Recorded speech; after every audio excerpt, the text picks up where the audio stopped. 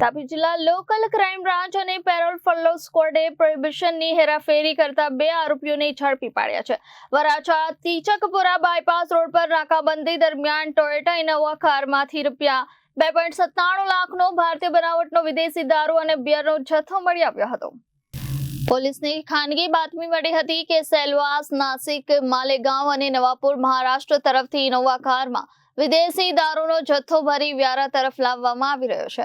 બાતમીના આધારે પોલીસે વ્યારા ટીચકપુરા બાયપાસ રોડ પર બેરિકેડ ગોઠવી વાહનોની નાકાબંધી કરી હતી. આ દરમિયાન બાતમી મુજબની સિલ્વર કલરની ટોયોટા ઇનોવા કારને રોકી તપાસ કરવામાં આવી હતી.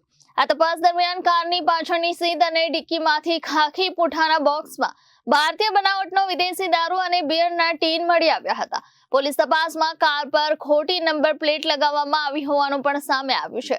કારનો મૂળ નંબર GJ12FB 3089 હોવા છતાં તેના પર MH03Z 6179ની નંબર પ્લેટ લગાવવામાં આવી હતી. આ મામલે પોલીસે સુરતના વસીમ અહેમદ ઉર્ફે પિન્ટુ મુનીર અહેમદ રંગરેઝ અને નિહાલ હુસેન જાકીર શેખની ધરપકડ કરી છે. દારૂનો જથ્થો, ઇનોવા કાર અને મોબાઈલ સહિત કુલ ₹8,22,538નો મુદ્દામાલ કબજે કરવામાં આવ્યો છે. જ્યારે અન્ય 3 આરોપીઓને વોન્ટેડ જાહેર કરી વધુ કાર્યવાહી કરવા માટે વ્યારા પોલીસને સોંપવામાં આવ્યા છે.